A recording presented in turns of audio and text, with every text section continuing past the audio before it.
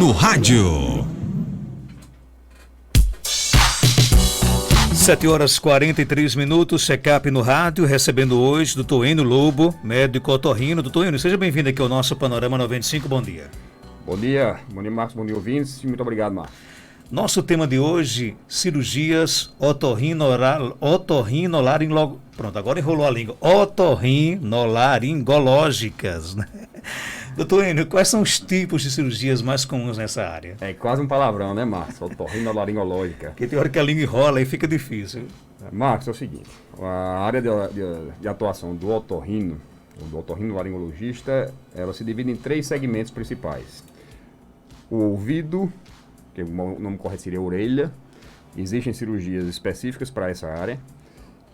O nariz e seios paranasais, os seios da face, como é mais conhecido, que são as cirurgias nasosinusais, ou nasais ou nasosinusais, e a garganta como um todo, que vai desde a rinofaringe, que fica logo por trás do nariz, passando por toda a faringe, amígdalas, até chegar à laringe. Então, todas essas áreas são áreas de atuação do otorrino. Qualquer cirurgia dessa região, ela geralmente é executada pelo otorrino. Então, temos cirurgias desde as amidalectomias e adenoidectomias, que são as mais comuns, a mais conhecida, a todos esses procedimentos cirúrgicos nessas áreas que eu já citei.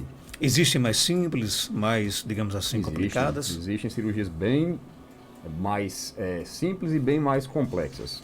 Por exemplo, as cirurgias que eu considero mais simples mesmo são as cirurgias de amidalectomia e adenoidectomia, que é o dia a dia de um consultório de um otorrino. É a cirurgia mais comumente indicada. É uma cirurgia de execução rápida, ela não demora o procedimento em si, é um procedimento rápido.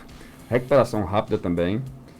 Tem peculiaridades. A cirurgia de amidalectomia, por exemplo, ela, embora seja uma cirurgia simples, de recuperação rápida, ela tem um pós-operatório inicial, de uma forma geral, doloroso. É uma cirurgia que deixa uma ferida cirúrgica na garganta e a gente utiliza o dia inteiro essa região.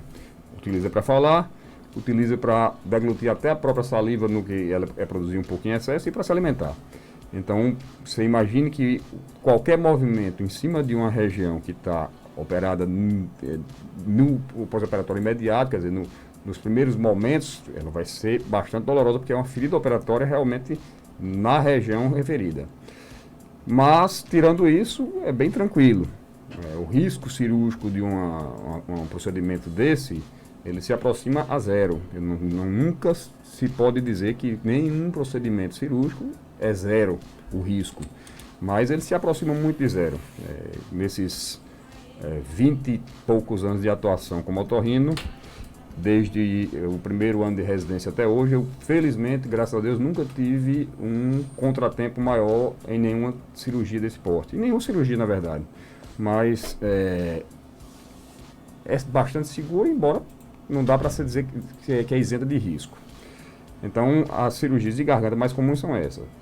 Existem também as cirurgias de laringe. A laringe é o órgão fonatório, é por onde a gente fala. As cordas vocais a gente utiliza para falar, e elas estão inseridas dentro de um órgão chamado laringe. Existem cirurgias para corrigir problemas simples na laringe, por exemplo, um cisto na corda vocal. É uma cirurgia relativamente simples, você vai remover aquele cisto e pronto. E existem também cirurgias mais complexas, por exemplo, para você tirar um câncer de laringe. Aí é uma cirurgia bem mais complexa, que você pode fazer uma simples cordectomia, quer dizer, tirar a corda vocal, ou pode fazer a laringectomia, tirar toda a laringe. Aí depende muito do estadiamento do tumor. Então, você veja que vai desde uma cirurgia muito simples a uma cirurgia mais complexa, realizada na mesma região.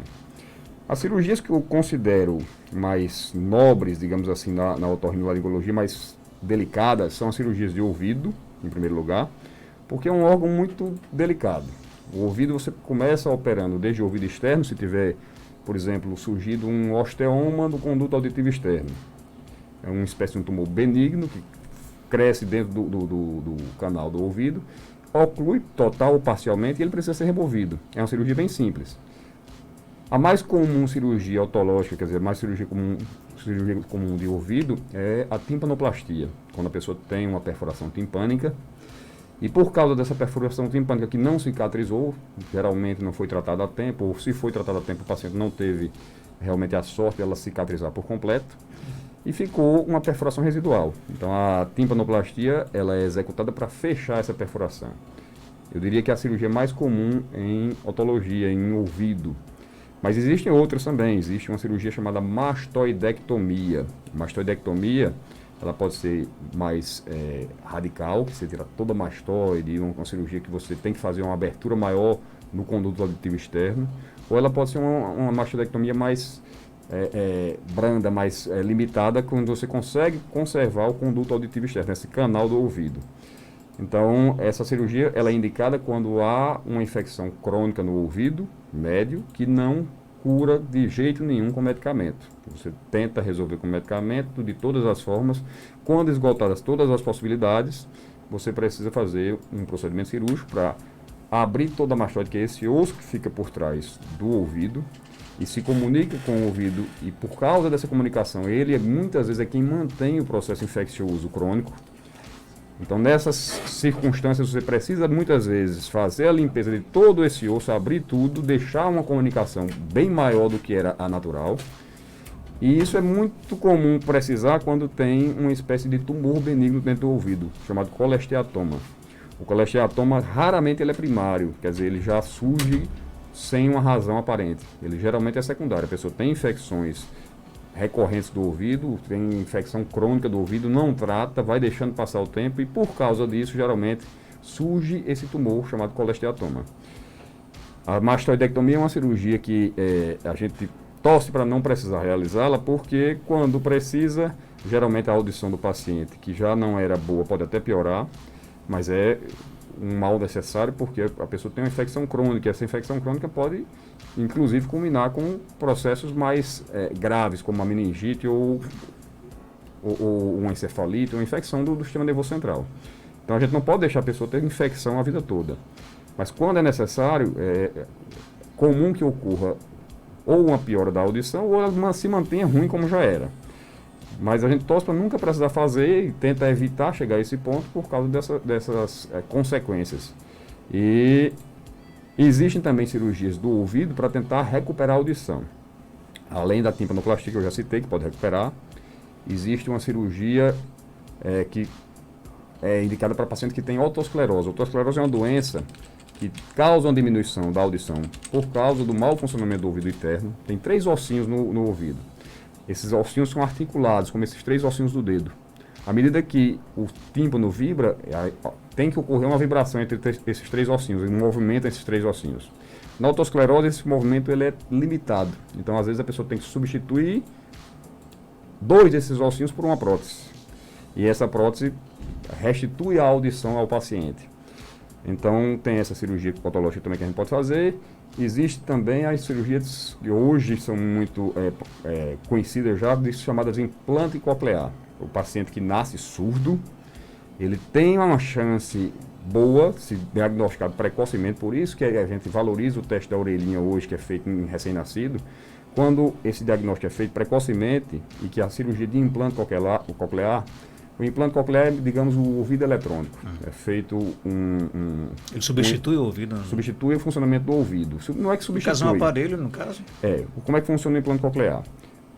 É feita uma ligação externa, quer dizer, do meio externo, diretamente para o ouvido interno. O ouvido interno, eu, há uns dias atrás, descrevi mais ou menos como é que ele funciona aqui. Ele é um tubo totalmente fechado. Dentro desse tubo tem um líquido. E internamente, revestindo internamente, tem um tapete de células ciliadas, que elas captam a vibração do som. Então, nas pessoas que têm surdez congênita, já nascem sem o funcionamento adequado do ouvido, é feito um implante dentro dessa região. Uma espécie de um eletrodo é implantado lá dentro. E o som que a gente recebe naturalmente pelo nosso ouvido não é processado pelo próprio ouvido, ele é processado por um aparelho que fica externo, colocado aqui por trás da orelha do paciente, e é enviado, na verdade, um estímulo elétrico para o ouvido. E ele se adapta a esse novo funcionamento. As pessoas que são precocemente implantadas, elas podem desenvolver linguagem quase perfeita ou perfeita, se forem bem conduzidas. Então, E esse foi um grande avanço na cirurgia otológica, foi o desenvolvimento do implante coclear. Aqui no Rio Grande do Norte, funciona um dos maiores centros de implante coclear do Nordeste, se não o maior. Até um tempo atrás era o maior, não sei se hoje ainda é, que é o centro de Natal. O Dr. Rodolfo Pena Lima trabalha com essa parte, juntamente com a equipe dele, lógico, há alguns anos já, e tem conseguido excelentes resultados aqui no Rio Grande do Norte. Então, Natal tem essa referência, um polo de excelência em implante coclear. Bacana. Tem uma pergunta aqui justamente sobre essa questão de dificuldade de ouvir, né? Doutor Enio, meu filho tem 15 anos e já reclama que tem dificuldades de ouvir. Isso é normal? Não, de jeito nenhum. A audição num jovem de 15 anos tem que ser perfeita. Se ele tem dificuldade de ouvir, tem que investigar o que é que pode estar causando isso. O ouvido da gente, como a gente já citou aqui outras vezes, ele tem 3 segmentos. O ouvido externo, o ouvido médio e o ouvido interno. Qualquer um dos 3 segmentos pode causar perda de audição. O mais simples seria que ele tivesse um problema no ouvido externo, vamos supor, cera obstruindo o conduto auditivo. Na hora que faz a remoção, ele volta a ouvir perfeitamente. Mas pode ser no ouvido médio, que já é um pouco mais complicado, ou bem mais complicado, dependendo de cada caso, e no ouvido interno. Então, um jovem desse, de 15 anos, não está ouvindo como deveria, tem que ser investigado urgentemente, quanto mais cedo melhor, porque se for realmente uma perda auditiva que ainda possa ser revertida, quanto mais precoce o tratamento, maior a chance de ele recuperar. Quanto mais tardio, mais próximo de zero vai ficando essa chance. Então, no caso dele que tem 15 anos, dá tempo a recuperar? Depende muito do que esteja causando essa perda de audição. Se ele tem um problema do ouvido externo, vai ser facilmente resolvido. Se ele tem um problema no ouvido médio, ele tem grande chance de resolver, às vezes até mesmo só com medicamento ou com uma cirurgia mais discreta, digamos assim, que seria uma timpanotomia com tubo de ventilação. Às vezes a criança, o adolescente, o adulto mesmo, desenvolve uma doença chamada otite média secretora, que acumula secreção dentro do ouvido médio onde não deveria existir, só deveria existir ar. Para corrigir esse problema, muitas vezes é necessária uma cirurgia chamada timpanotomia com tubo de ventilação. Você abre o tímpano, tira aquela secreção lá de dentro e bota uma espécie de dreno no tímpano para que não crie novamente. Então, é uma possibilidade para esse paciente, mas não tem como nem imaginar o que está acontecendo com ele. Agora, se o problema for no ouvido interno, ele possivelmente nem consiga mais recuperar. Seria um trabalho mais de evitar que essa perda auditiva progrida, que ela aumente ainda mais. Então, depende de onde esteja a perda auditiva do paciente. Tranquilizando a nosso ouvinte, é boa avaliação, né? É bom não, é necessário. Primordial, é necessário aí. Ok, tem outra pergunta aqui chegando. Doutor Enio, aparelho auditivo resolve problemas de surdez? O aparelho auditivo é um grande aliado para os problemas de surdez causados pelo ouvido interno, de uma forma geral, ou do ouvido médio, quando o paciente opta em não operar. As perdas auditivas, as surdezes causadas no ouvido médio, a grande maioria tem uma solução cirúrgica. Poucas não têm, mas algumas não compensam fazer a cirurgia.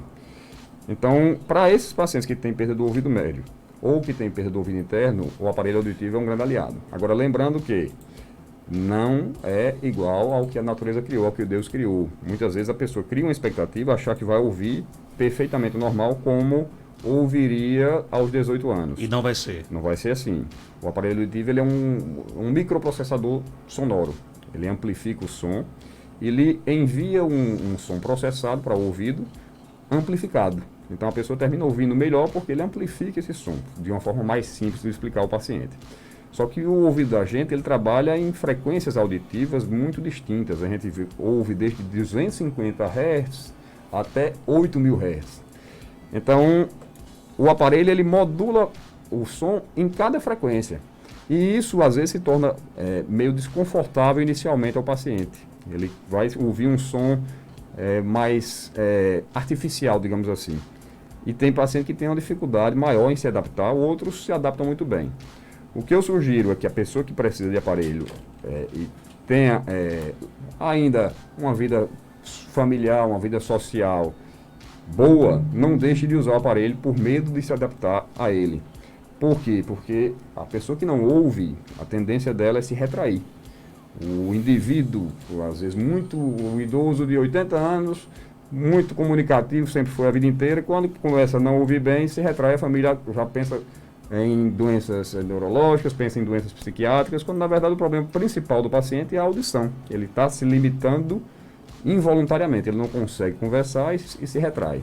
E isso é muito danoso para a vida do idoso, porque ele precisa se comunicar para se manter ainda com a saúde mental boa e a saúde física também. Aquele indivíduo que tem uma restrição de não usar aparelho, que acha feio, porque tem medo de não se adaptar, eu oriento que tente. Eu acho que vale a pena sempre tentar e insistir no período inicial. A adaptação não é fácil realmente, mas quem precisa de aparelho e usa e se adapta a ele, vê um benefício muito grande, sim. Então você consegue ouvir os sons normais? Por exemplo, eu consigo ouvir a sua voz clara, o seu tom de voz com o aparelho? Ouve sim, ouve tudo perfeitamente. Obviamente perfeitamente dentro de um certo limite. Não vai ser aquela audição dos 18 anos, como eu disse. Você vai ouvir um som um pouco diferente, um pouco processado, digamos assim. Não é a voz exatamente a minha que você está ouvindo aqui, mas não vai ser uma voz totalmente artificial, não. Ela é só processada. Tem um processamento pelo aparelho, ela muda um pouquinho a tonalidade. Mas você ouve exatamente com o aparelho da mesma forma que você ouviria sem ele. Ok, tem mais perguntas chegando, vamos ouvir. Doutor, meu cunhado sofreu um acidente e ele perdeu a audição de um ouvido. Só que o médico falou que ele não recupera mais, porque as células do ouvido dele tá morrendo. Eu queria saber do senhor se tem como ele voltar a ouvir normalmente, que nem ele ouvia. E ele, Tuênio? Bom, pelo que ela diz aí, ele teve uma lesão do ouvido interno. Quando a gente sofre um acidente de moto, de carro, uma queda que tem um TCE, um trauma crânioencefálico, às vezes esse trauma atinge o osso temporal.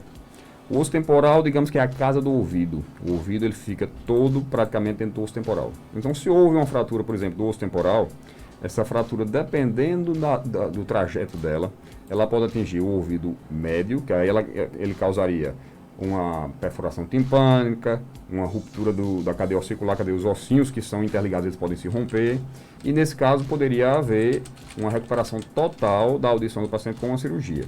Mas pelo que ela diz aí, ele já foi avaliado e não deve ter sido no ouvido médio, deve ter sido no ouvido interno. Se foi no ouvido interno, realmente não há como recuperar a audição depois de algum tempo. Às vezes, de imediato, quando tratado bem no início, pode até recuperar. Mas depois de algum tempo, não há como recuperar. Mas aí, como eu disse, não tenho como saber o que houve realmente com o paciente. Há indícios, pelo que ela me disse, de ter sido no ouvido interno. Teria que ser realmente reavaliado, ver onde é a perda audível dele, se é no ouvido médio ou no ouvido interno, para eu poder emitir uma opinião realmente confiável. O senhor falou aqui hoje sobre várias cirurgias, né? Do segmento otorrino. Por mais que sejam simples, por que algumas causam tão medo para a pessoa? Eu acho que o nome cirurgia Já causa medo. Independente de onde seja, já causa medo. Não são as cirurgias otorrinolaringológicas, são as cirurgias como um todo. É muito comum o medo na população de enfrentar uma cirurgia. Na verdade, assim, eu não vejo muita razão nisso para a maioria das cirurgias. Cirurgia hoje é um procedimento, de uma forma geral, muito tranquilo. Há riscos? Há. Mas eu costumo dizer que para a maioria das cirurgias, o risco de do ato em si é muito menor do que uma viagem daqui para Serra Negra, minha terra, ou daqui para Brejo do Cruz, terra dos meus avós, dos meus pais, ou daqui para Jardim dos Filhos, sua terra. É mais fácil a gente morrer num acidente ou num assalto, estatisticamente falando, do que num procedimento cirúrgico. Então não é racional esse medo, é um medo que a pessoa tem por si só, mas que eu não consigo compreender por que tanto medo. Porque realmente a gente não ouve falar em tanta complicação cirúrgica quanto poderia se supor em tanto medo que a população desenvolveu. Pior ficar quando com problema de saúde. A grande maioria das vezes, a cirurgia, ela traz um benefício de saúde para o paciente que não tem como comparar com a vida antes e depois da cirurgia. Ouvido pergunta, é mito ou é verdade que tomar coisa gelada ajuda a cicatrizar as amígdalas? O gelo, de uma forma geral, tem ação anti-inflamatória. Então, em procedimentos cirúrgicos, a gente costuma indicar o uso de gelo por dois motivos. Primeiro, por essa ação inflamatória. E segundo, por diminuir a possibilidade de sangramento imediato. Para a pessoa saudável, o excesso de gelo eu costumo não recomendar. Vou explicar por quê. O nosso corpo está, em média, a 37 graus na temperatura interna. Um pouquinho menos do que isso. E você, de repente, joga um líquido na sua garganta que está próximo de zero. É um choque térmico que nem todo mundo vai responder bem a esse choque térmico. Tem gente que, ao menor contato com coisa muito gelada, desenvolve um processo inflamatório na garganta por causa desse choque térmico. Então, o gelo é muito bom, sim, no pós-operatório. Para o dia a dia, eu prefiro evitar o excesso. Quanto menos gelo, melhor, né? Doutor, tenho 49 anos, eu escuto o que a pessoa está falando, mas não entendo o que ele está dizendo às vezes. Eu tenho vergonha porque às vezes eu estou na minha calçada, minha vizinha na dela, às vezes ela me pergunta alguma coisa, eu não entendo o que ela está falando e tenho que ir perto para entender. E aí? Muito bem. Esse é um dos primeiros sinais de início de perda auditiva. A pessoa ouvir, mas não entender. É bem possível que ela já tenha algum grau de perda auditiva mesmo, e não tem por que se envergonhar disso. Ninguém vai ter perda auditiva porque quer, e é como a deficiência visual. A deficiência que eu digo, miopia mesmo, astigmatismo, que você tem uma dificuldade visual e precisa usar óculos. Ninguém tem vergonha por causa disso. Eu não consigo ainda compreender por que essa diferenciação entre o olho e o ouvido. A pessoa que vai perder a audição em algum momento da vida, não o fez porque quis. Então não há motivo de vergonha para isso. Não é uma coisa que precisa envergonhar ninguém. Ela tem que realmente investigar, ver o que é que está acontecendo. Às vezes pode ser cera no ouvido. É possível. Pouco provável que já tenha essa perda dela não conseguir entender, que seja só cera, mas é possível. Já atendi um senhor de 97 anos, que era lúcido, era muito ativo ainda, e a queixa dele era: doutor, eu vou para o cercado, ouço o chocalho da vaca e não consigo achar a vaca porque não sei onde é que está tocando. Esse paciente, a única coisa que ele tinha mais importante na audição era uma rolha de cerumen gigante, fechando totalmente o conduto auditivo dele. Na hora que foi removido, esse paciente, eu acho que ele não deu 2 pulos de alegria porque a idade não permitia mais, mas ele saiu, e o relato que eu recebi depois da família é que ele estava achando as vacas no curral, no cercado, sem dificuldade nenhuma mais. Então, foi uma surpresa. Eu não esperava que aos 97, não lembro se 97, 98 anos, o problema principal dele fosse cera, mas era. Então, essa paciente, ela deve se investigar o que é que está acontecendo com a audição dela. Pode ser um problema mais simples ou mais sério, mas seja lá qual for, tem que ser diagnosticado e tratado. Ok, então é bom no caso aí, como você mesmo disse, inclusive eu conheço algumas pessoas do nosso convívio que também sofrem com essa mesma questão de dificuldades de escuta a pessoa chamando, mas não entendem bem. Então isso já é um sinal de que pode estar perda auditiva. É um dos primeiros sinais de perda auditiva. Ouvir, mas não compreender. Isso aí é um dos primeiros sinais. A pessoa não percebe ainda que está realmente com uma perda importante, porque quando vai ter uma conversa, digamos assim, no tete a tete, de frente a frente, ela consegue compreender bem. Se for um pouco mais afastado, ou se tiverem 2, 3 pessoas conversando ao mesmo tempo, ou se estiver conversando e uma televisão ligada perto, ela tem uma dificuldade muito maior de compreender. Então esse aí é um dos primeiros sinais de perda auditiva, essa dificuldade de compreensão das palavras. E se não tratar, pode ficar pior. Pode ficar pior, sim. Ok, doutor Enio Lobo, médico otorrino, está na Clínica Cardiokid, na Rua Augusto Monteiro, 1248, no centro de Caicó. Telefones 3417-1016, 99667-7510 e o WhatsApp 98154-4453. Doutor Enio, obrigado por sua participação. Até quinta, quem sabe já, até quarta, né? Quem sabe já nos novos estúdios da 95 FM. Um abraço para o senhor, doutor Enio. Eu que agradeço, Marcos. Um bom dia a todos. São 8h07. Vou para o intervalo começar.